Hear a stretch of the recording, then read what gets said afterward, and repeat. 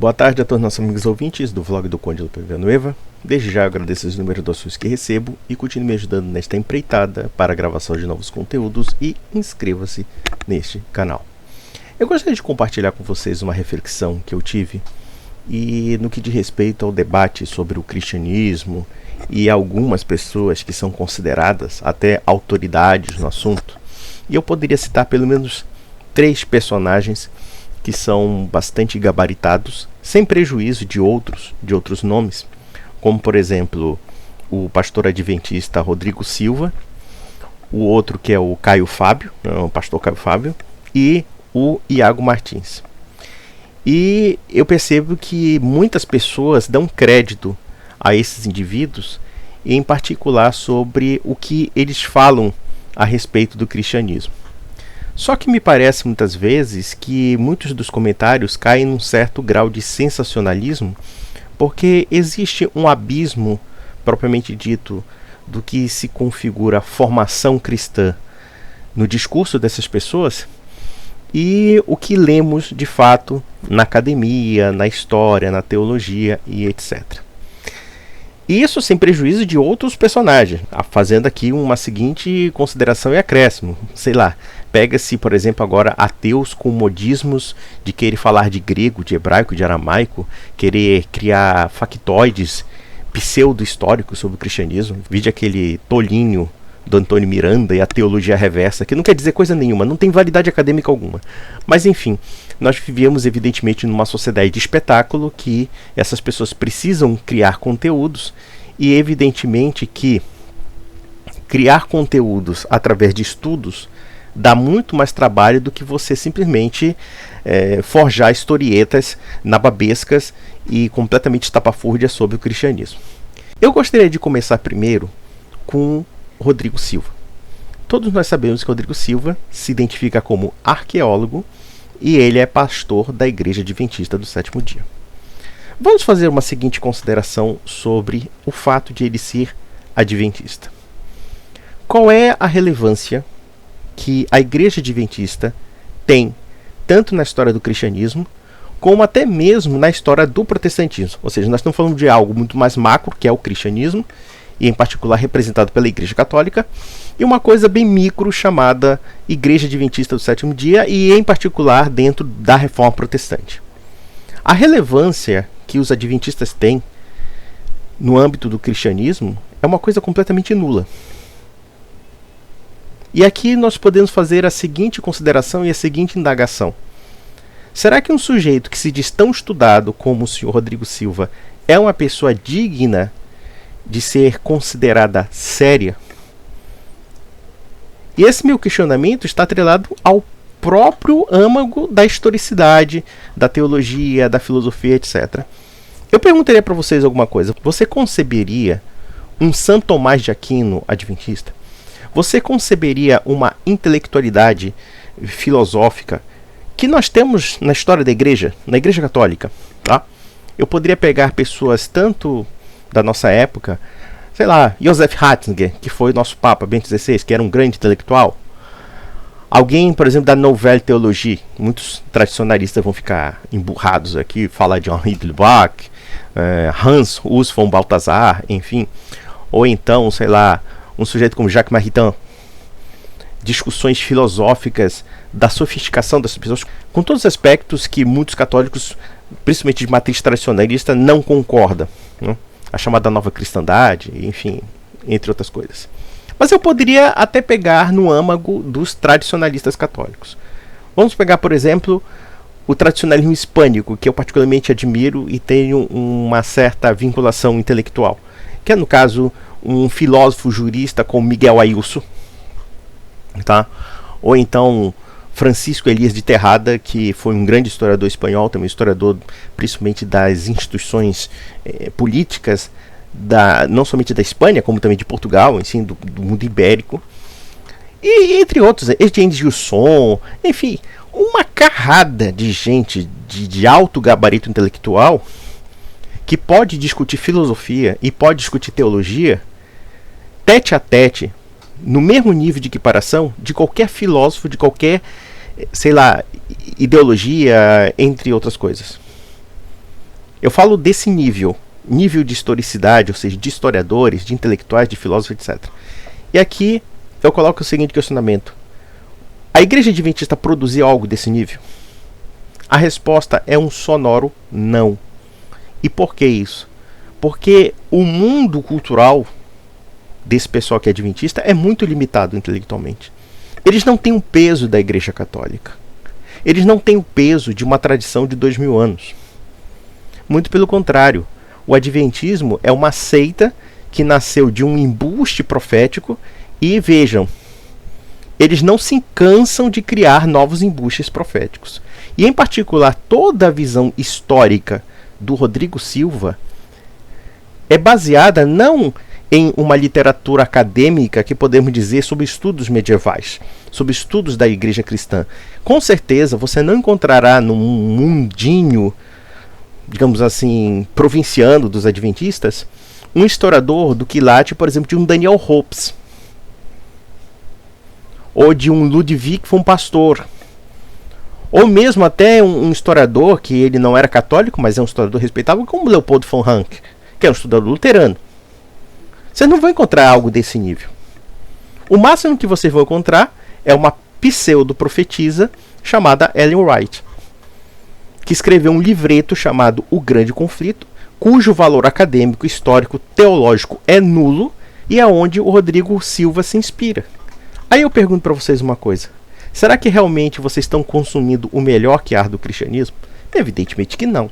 Evidentemente que muitas vezes o público está muito mais afeito a um certo sensacionalismo, ou quando não sensacionalismo, evidentemente que quem fala pelo cristianismo na internet muitas vezes não representa o melhor nível daquilo que está sendo divulgado do cristianismo. E não são as credenciais do Rodrigo Silva que vão transformá-lo em autoridade para falar de fé cristã. Muito pelo contrário. Ele pode falar da seita adventista dele. E eu tenho lá minhas dúvidas sobre certos aspectos, certos cabedais do senhor Rodrigo Silva, justamente por ele ser adventista. Porque sendo adventista, ele não tem o quilate cultural, intelectual, espiritual, teológico que podemos exigir ou deduzir de uma grande tradição cristã. Muito pelo contrário. Nós podemos agora caminhar por um outro sujeito que eu confesso que ele me causa uma particular repugnância, justamente porque ele é um sujeito que me parece muito arrogante e muito pretensioso, que é o senhor Caio Fábio. O Caio Fábio parece que ele criou uma espécie de segmento cristão do desigrejado, quase que como um pelagiano. Ou seja, o cristianismo não é mais uma tradição de 2000 anos que nós guardamos e que nós seguimos, e nós nos sujeitamos conforme, evidentemente, todo o peso que foi ensinado. E claro, eu não posso falar pelo protestante, eu falo pelo católico, né? Ou seja, nós temos um peso de uma tradição extremamente forte, de uma tradição que não podemos nem mesmo modificar. Simplesmente nós somos herdeiros de todo um legado espiritual. Mas o Caio Fábio é um sujeito que se coloca como o julgador do mundo. Ele adora apontar o dedo para os protestantes, como também para os católicos, se colocando como se a coluna e fundamento da verdade fosse o próprio Caio Fábio, como se o próprio Caio Fábio fosse a figura excelsa para falar de autoridade cristã, ou pelo menos de fé cristã, ou de ortodoxia cristã. E aqui nós temos um grande problema. Na verdade, vários problemas. O primeiro deles é que, se nós seguirmos a lógica do Caio Fábio, é uma completa demolição do cristianismo. Demolição teológica, demolição do âmbito da ortodoxia, demolição, inclusive, no âmbito da institucionalidade. Porque o cristianismo do Caio Fábio é um cristianismo individualista, é um cristianismo voluntarista, subjetivista. Evidentemente que ele prega esse fenômeno do desegrejado, como se a vida cristã não fosse também uma vida comunitária, e o pior de tudo, evidentemente que ele é desigrejado para os outros, não para ele próprio, porque ele se coloca como centro. E convenhamos que a história de vida do Caio Fábio é bastante nebulosa, diga-se de passagem. Não vou falar, evidentemente, das questões pessoais, isso aí para mim não me interessa a princípio, mas eu acho que o Caio Fábio, do ponto de vista teológico, é muito raso também. E vou mais além. Quando o Caio Fábio fala da história do cristianismo, e aqui nós estamos falando de, no caso, não somente o chamado cristianismo primitivo, mas também até mesmo o catolicismo, aí eu fico perplexo como um sujeito que foi membro da igreja presbiteriana, que podemos dizer que é uma igreja tradicional reformada, né? Como é que alguém pode ser tão limitado e tão tosco a ponto de elaborar e emitir opiniões que revelam um completo desconhecimento da história cristã? E nós temos os montes assim. Parece que hoje em dia a internet virou a república das letras do hospício. Eu vou aqui explicar inclusive o que significa a república das letras, porque quando nós falamos do iluminismo, por exemplo, meia dúzia de pessoas começaram a falar como porta-vozes de toda a Europa, toda a Europa cultural, por assim dizer. Aí chamam de República das Letras, ou seja, aqueles filósofos franceses, enormemente palpiteiros em geral, que sabiam muito pouco ou nada de filosofia, Voltaire, Rousseau. Rousseau poderia até saber, mas ele era desonesto demais. Aliás, todos eles eram desonestos, em maior ou menor grau, né? Então esses filósofos assim começaram a remodelar e inclusive introduzir um novo conceito que chama-se de opinião pública, ou como já ironizava Winston Churchill, opinião publicada. Em outras palavras, a opinião publicada prevalecia sobre, muitas vezes, a verdade, muitas vezes sobre o que de fato era autêntico. E é o que nós percebemos hoje em dia na internet. Nós temos a opinião publicada do hospício, a opinião publicada do entretenimento, a opinião publicada de coisas completamente estapafúrdias e supérfluas, que não se enquadram necessariamente na verdade, mas sim numa mera cultura ou subcultura, por assim dizer, de espetáculo, ou então de sensação, como por exemplo um idiota que chega para você e diz que Jesus Cristo é uma criação romana, coisa desse gênero, ou então que tudo não passa de invenção, de manipulação, de conspiração, de não sei o que, e blá blá blá. Quer dizer, são teses completamente simplistas, mas que acabam colando no público, porque nós temos também um público que não é também suficientemente instruído para fazer o certo discernimento. E aqui eu poderia citar um terceiro nome, que é o pastor Iago Martins, que virou também queridinho na internet, e em particular entre os liberais, entre os conservadores, e até mesmo junto com o seu patrocinador maior, que é o Nando Moura. E o Nando Moura dispensa comentários. Ele pode até se dar bem falando de política, porque ele tem um certo dom de comunicação. Aliás, todos eles têm, em maior ou menor grau. Eles têm o dom de comunicação, o que não quer dizer que o conteúdo seja bom. Mas o Nando Moura pelo menos cumpre o seu papel de informante do âmbito político. Algumas coisas que ele falou, que ele explanou do ponto de vista da política, no meu parecer, são pertinentes. Mas quando ele se envereda para assuntos que ele não entende absolutamente nada, como teologia, como religião cristã e etc., ele é completamente um desastre. Isso eu posso falar sem ofendê-lo, porque é a mais pura verdade. E aqui nós temos o Iago Martins, que é um pastor batista, enfim, calvinista. E o que me chama a atenção no Iago Martins é que muitas vezes, quando ele dá palpite sobre teologia, ele quer parecer erudito, mas na prática me parece mais sensacionalista do que outra coisa. E não somente sensacionalista. Muitas vezes, através desse sensacionalismo, e até mesmo no afã de espicaçar a Igreja Católica, acaba falando tanta besteira, mas tanta besteira, que dá vergonha à humanidade. Eu poderia pegar um exemplo clássico disso, no que diz respeito quando ele comentou sobre as catedrais medievais, católicas, góticas. Ele deu a entender que aquilo ali era tudo inútil, como se aquela arquitetura pudesse ser jogada na lata do lixo, e ainda atribuiu a um imperialismo. Eu confesso que eu fiquei chocado, porque a arquitetura gótica, o que tem a ver com imperialismo? Qual era o império que existia na Idade Média, que ele está afirmando, que estabeleceu, sei lá, uma catedral gótica? A não ser que ele apele a um suposto hipotético império inexistente da Igreja, porque quando nós estudamos a história das catedrais góticas, nós percebemos que elas foram criadas voluntariamente pela comunidade, a comunidade ajudava, pedreiros artesãos eram contratados para construir aquelas belíssimas catedrais. Aí eu pergunto uma coisa, de onde é que ele tirou isso? Inclusive atribuído à escravidão. Poderíamos até dizer aqui que algumas igrejas, por exemplo no Brasil, as igrejas coloniais no Brasil, na América Espanhola, enfim, em outras Américas, a mão de obra escrava poderia ter sido utilizada, sim. Mas isso invalida a obra de arte que há, o aspecto espiritual que é nisso? Evidentemente que não.